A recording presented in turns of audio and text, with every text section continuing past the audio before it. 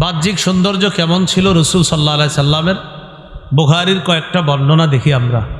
সহিহ বুখারীর বর্ণনা 3547 নম্বর হাদিস। আন রবিআ সামি'তু আনাস ইবনে মালিক রাদিয়াল্লাহু তাআলা আন ইয়াসিফুন নবিয়্য সাল্লাল্লাহু আলাইহি ওয়াসাল্লাম ফাকালা মা কানা রাসূলুল্লাহ সাল্লাল্লাহু আলাইহি ওয়াসাল্লাম রবআতাম মিনাল কওম। রবিআ একজন তাবির নাম। তিনি বলেন, আমার উস্তাদ আনাস রাদিয়াল্লাহু তাআলা আনহুকে আমি বলতে শুনেছি, তিনি নবীর গুণাবলী বর্ণনা করেছেন। তিনি বলেন, কানা রাসূলুল্লাহ সাল্লাল্লাহু আলাইহি ওয়াসাল্লাম রবআতাম মিনাল কওম। রাসূলুল্লাহ সাল্লাল্লাহু আলাইহি সাল্লাম মাঝারি ধরনের ছিলেন। নবীজি মানুষের মাঝে মাঝারি ধরনের ছিলেন, মধ্যম ধরনের। লাইসা বিত-তাওয়িল, একেবারে বেশি লম্বা ছিলেন না, ওয়ালা বিল কাসির, একেবারে খাটো ছিলেন না। একজন সুদর্শন শ্রেষ্ঠ পুরুষ যেমন হবে আল্লাহ তারে তেমন বানাইছে। লাইসা বিআদামা ওয়া ফি রিওয়ায়া লাইসা বিআবিয়াদ আমহাকা ওয়ালা বিআদামা আযহারাল লাউন। নবী ধবধবে সাদা ছিলেন না, একবারে তামাট বর্ণের ছিলেন না, মাটির কালারের ছিলেন না। ধবধবে সাদা ছিলেন না, মাটির কালারের ছিলেন না, বরং লাল লাল ভাব অনেকটা, এমন তিনি গোলাপি রঙের ছিলেন। লাল লাল ভাব, গোলাপি কালার, গোলাপি রঙের ছিলেন। আর কি ছিল? লাইসা বিজাদিন কাতিতিন ওয়ালা সাবতিন রাজুলিন। তার চুলগুলা একেবারে কোকড়ানো ছিল না, তার চুলগুলা একেবারে লম্বা লম্বা ছিল না। তাহলে কেমন ছিল? যখন দেখতাম মনে হতো চুলগুলা ঢেউ খেলতেছে, এরকম ছিল চুল মোবারক। তো রাসূলুল্লাহ সাল্লাল্লাহু আলাইহি সাল্লামের চুলগুলো এমন ছিল।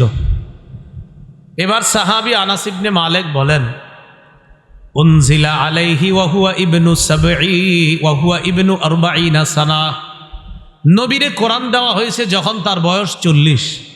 ফালাবিসা বিমাক্কা 10 সিনিনা, তিনি মক্কায় 10 বছর ছিলেন। ওয়া বিল মাদিনাতি 10 সিনিনা, মদিনায় 10 বছরের বেশি, মানে 13 বছর। এই মোট 23 বছর তার উপর কোরআন নাজিল হয়েছে। কুবিজা, নবী মদিনায় ইন্তেকাল করলেন। ওয়ালাইসা ফি রাসিহি ওয়ালা লিহিয়াতিহি 20 শারাতান বাইদা। আনাস বলেন, আল্লাহ নবী যখন ইন্তেকাল করেন, তার চুল আর দাড়ি মুবারকের মধ্যে মিলায়া মোট 20টা সাদা চুল পাওয়া যায় নাই। 63 বছর বয়সে 20টা সাদা চুল দাড়ি পাওয়া যায় নাই। এই ছিল রাসূল সাল্লাল্লাহু আলাইহি সাল্লামের অবয়বের বর্ণনা। আনাস রাদিয়াল্লাহু তাআলা আনহুর ছাত্র যিনি রবিআ বলেন, রাআইতু শা'রাম মিন শা'রিহি সাল্লাল্লাহু আলাইহি ওয়াসাল্লাম। আমি আমার উস্তাদের কাছে আল্লাহ নবীর একটা চুল দেখছিলাম।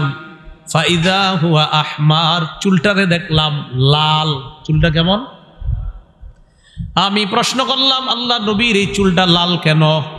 আনাস জবাব দিলেন, ইহমাররা মিনাত তিব, সুগন্ধি লাগানোর কারণে এই চুলটা লাল হয়ে গেছে। কি লাগানোর কারণে? সুগন্ধি। এ হলো রাসূল সাল্লাল্লাহু আলাইহি সাল্লামের মোটামুটি একটা বর্ণনা। চেহারা মুবারক কেমন ছিল? সহিহ বুখারীর 3552 নম্বর হাদিস। সুইলাল বারা ইবনু আযিব রাদিয়াল্লাহু তাআলা আন আকানা ওয়াজহু রাসূলিল্লাহি সাল্লাল্লাহু আলাইহি ওয়াসাল্লাম মিসলাস সাইফ। বারা ইবনে আযিবকে জিজ্ঞাসা করা হলো, আচ্ছা নবীজির চেহারা মুবারক কি তরবারির মতো সুন্দর ছিল? এটা আমরা মানে আপনার এটা মানে তরবারির মতো সুন্দর ছিল, ওই সামনের অংশটা এরকম বলতেছে। বারা ইবনে আযিব জবাব দিলেন, লা বাল মিসলাল কমার, না না, তরবারির মতো সুন্দর না, বরং চাঁদের মতো সুন্দর। আরেকটা হাদিস শোনো, ওটা আরো সুন্দর। সহিহ বুখারীর 3556। কত? 3556 কত হয়? 3556, মানে সহজে মনে রাখার জন্য 3556। এই হাদিসের বর্ণনাকারী আব্দুল্লাহ ইবনে কাব ইবনে মালিক। কাব ইবনে মালিক হলেন রাসূলের সাহাবী, আব্দুল্লাহ হলেন কাব ইবনে মালিকের ছেলে। এই আব্দুল্লাহ বলেন, আমার আব্বা ওই 3 সাহাবীর একজন, যেই 3 সাহাবী তাবুক যুদ্ধে যায় নাই। তাবুক যুদ্ধে যারা যায় নাই এটা অপরাধ হিসাবে সাব্যস্ত হয়েছে। তাবুক যুদ্ধে একদল মুনাফিক যায় নাই। মুনাফিকরা রসুলের কাছে বলছে, আমি এই কারণে তাবুক যুদ্ধে যাই নাই। কিন্তু নবীর 3 জন সাহাবী তাদেরকে বললেন, তোমরা কেন যাও নাই? তারা বলল, হুজুর আমাদের না যাওয়ার কোনো কারণ ছিল না, আমরা এমনি যাই নাই, না যাওয়াটাই আমাদের অপরাধ। নবী মুনাফিকদেরকে কিছু বলে নাই, কারণ তারা মিথ্যাবাদী, এটা আল্লাহ কোরআনে জানায়া দিছে। কিন্তু সাহাবী 3 জন কেন যায় নাই? রসুল খুব রাগ করলেন। মাঝে মাঝে দেখবেন ওস্তাদরা মায়া করে যে ছাত্রগুলা তাদের উপর একটু বেশি রাগ করে। এই রাগের কারণ কি? যে তোরে এত আদর করি, তুই কেন অপরাধ করবি? এই জন্য একটু যে ভালো ছাত্র যারা, ওরা দেখবেন অপরাধ করলে স্যাররা বা ওস্তাদরা, টিচাররা, ছাত্র যারা ভালো দেখবেন অন্যদের অপরাধগুলো অতটা কানে নেয় না। কিছু অপরাধ কিছু শাস্তি দিয়ে মাফ করে দেয়। ভালো ভালো কিছু ছাত্র আছে যাদেরকে স্যাররা, ওস্তাদরা খুব মহব্বত করে, খুব মায়া করে। এরা যদি ছোট কোনো অপরাধ করে খুব কষ্ট নেয়, কথা বলে না, তোর সাথে কথা নাই, 7 দিন কথা কয় না, 5 দিন কথা বলে না। আসলে কি ওই বেশি ভালোবাসে, মায়া করে, এই জন্য এর সাথে এরকম রাগ করে। রসুলের 3 জন সাহাবী যুদ্ধে যায় নাই, নবীর কথা, মুনাফিকরা যায় নাই, এতে আমার কোনো সমস্যা নাই। আমার সাহাবী তোমরা কেন যাইবা না? এদের সাথে রসুল কথা বলা বন্ধ করে দিলেন। সব সাহাবীদেরকে বললেন, কেউ এই 3 জনের সাথে কথা বলবা না। চিন্তা করেন, এই হাজার হাজার মানুষের মধ্যে আপনারা একসাথে আসি, আমরা মনে করেন এখানে আমরা যারা আছি সবগুলো এক জায়গায় থাকি। এখন যদি 3 জনের উপর নিয়ম হয়, তোমগো 3 জন এই জায়গার কারো সাথে কথা বলা নিষেধ, বাজারে কথা বলা নিষেধ, মসজিদে কথা বলা নিষেধ, কি অবস্থাটা হইব? এখন এই 3 জন আহারে কি কষ্ট পায়। এর মধ্যে একজন কয় মাঝে মাঝে নবীর দিকে তাকায় থাকতাম, যে একটুনি তাকায়, মাঝে মাঝে নবী আর চোখে তাকায় আবার চেহারা ফিরে লিত, এইভাবে। হ্যাঁ, এত কষ্ট লাগতো। জমিন ফাইটা গেলে জমিনের নিচে যাওয়াটা সহজ ছিল, কিন্তু নবীর এইভাবে না তাকানোটা আরো কষ্টকর ছিল। তো এইভাবে 3 সাহাবী আহারে অনেক কষ্ট পায়। আল্লাহ পাক রব্বুল আলামিন লম্বা একটা সময় কথা বন্ধ রাখার পর তাদের সাথে তাদের তওবা আল্লাহ এমন কবুল করছে, তাদের তওবা কবুল কইরা কোরআনে আয়াত নাজিল করে দিচ্ছে। নবীর এই 3 সাহাবীর ব্যাপারে কোরআনের আয়াত, নবী এত খুশি হইছে। তো কাব ইবনে মালিক, ওই যে 3 জনের একজন, তার ছেলে বলে, আমার আব্বা নবীর কাছে গেলেন যে এতদিন কথা কয় নাই, আজকে মন ভৈরা নবীর সাথে কথা বলবো, এই উদ্দেশ্যে রওনা করছে।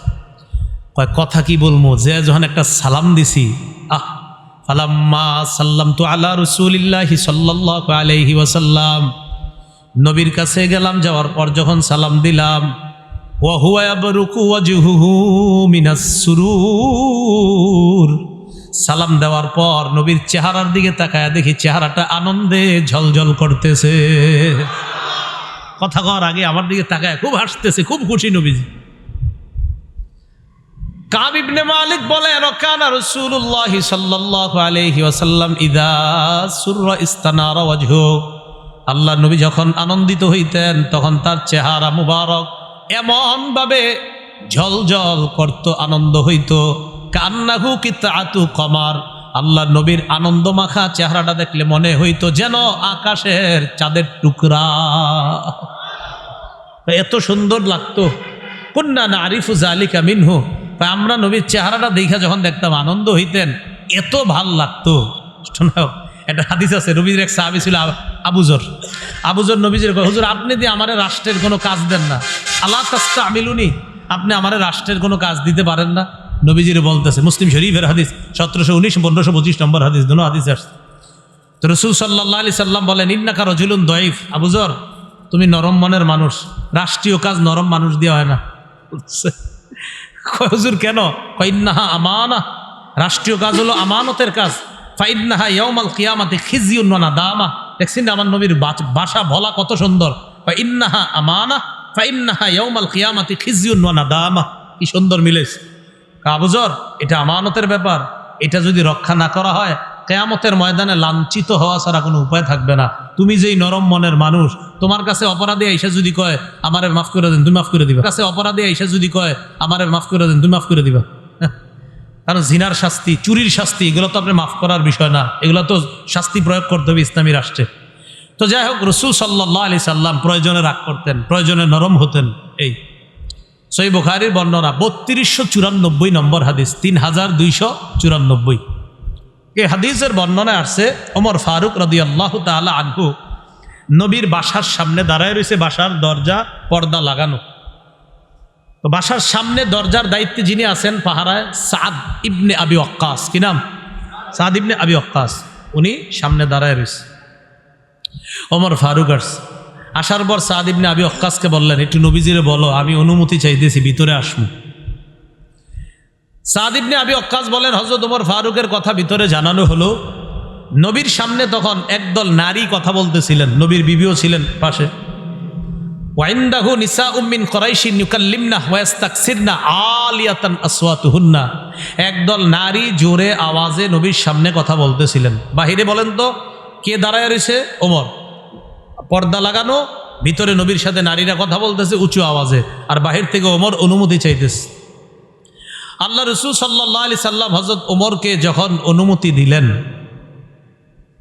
ফাআদিনা লাহু রাসূলুল্লাহ সাল্লাল্লাহু আলাইহি ওয়াসাল্লাম, আল্লাহ নবী হযরতে ওমরকে অনুমতি দিলেন।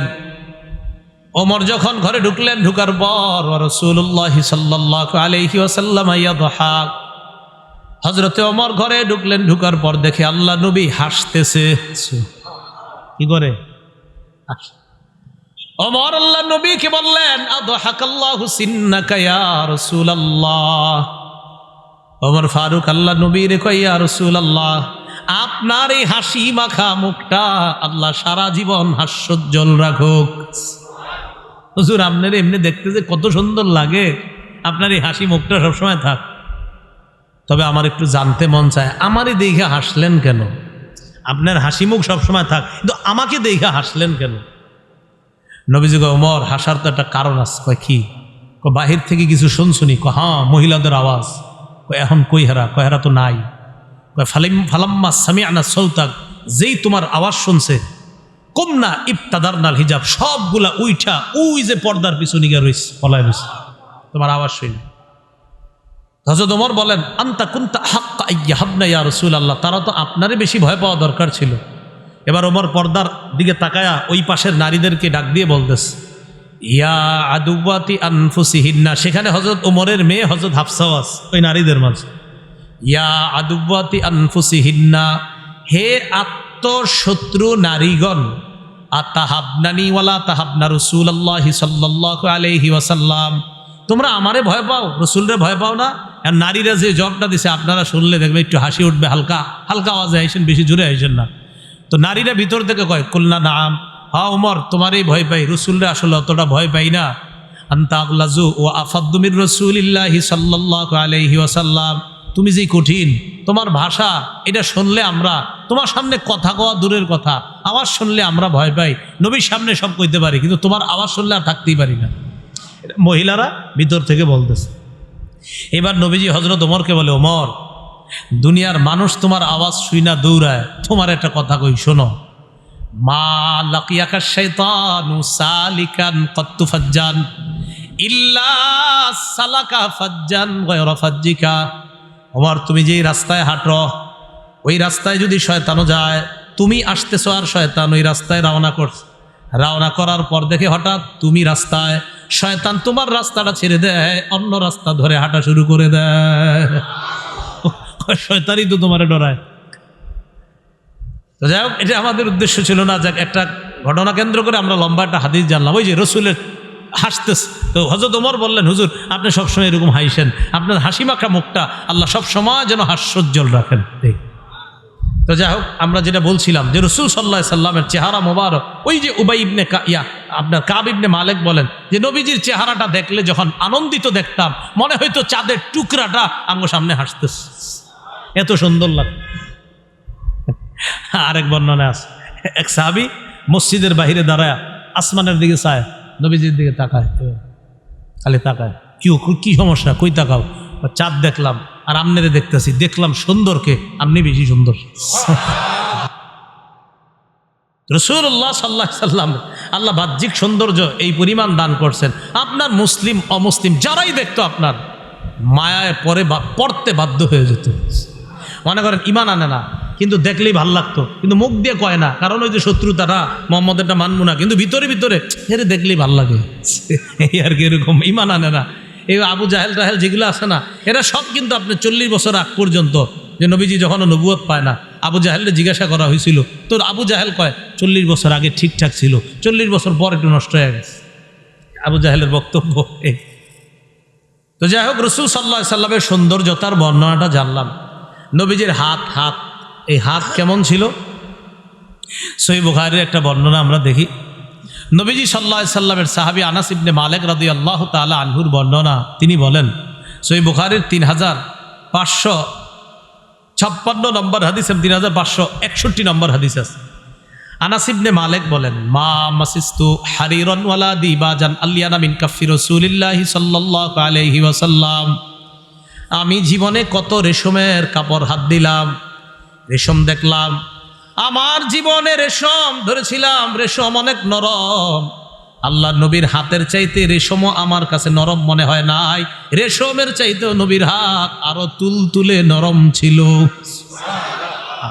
এত সুন্দর ছিল। আপনারা বলতে পারেন, হুজুর তো এরকম নরম হাত দিয়ে কাম করতো কেমনে? যখন রসুল জেহাদের ময়দানে আপনার তরবারি হাতে নিতেন, তখন রসুলের চাইতে সুন্দর তরবারি আবার কেউ চালাইতে পারত না। নবীকে কোথায় দাঁড় করাবেন? যেখানে দাঁড় করাবেন সেখানে ফিট। আল্লাহ রসুলকে যেখানে রাখবেন সেখানে আমার নবী, বাস যেখানে রাখবেন সেখানেই সেরা। যদি বলেন হাত কেমন? সবচেয়ে সুন্দর। যদি বলেন রসুল সাল্লাল্লাহু আলাইহি ওয়াসাল্লাম জিহাদের ময়দানে কেমন? সবচেয়ে সেরা মুজাহিদ। যেখানে রাখবেন। আপনি বুঝেন না যে অনেক শক্তিশালীও রসুলের মাঝে মাঝে একজন চ্যালেঞ্জ করছে যে তুমি এই সেই, নবী সাল্লাল্লাহু আলাইহি ওয়াসাল্লাম একবারে ধৈরেই ফালাই দিস এরকম। তো যাই হোক, আমরা নবীজির ওই বর্ণনা দিচ্ছি না, শুধু একটুকে থাকি, হাত মোবারক সৌন্দর্যতা জানলাম।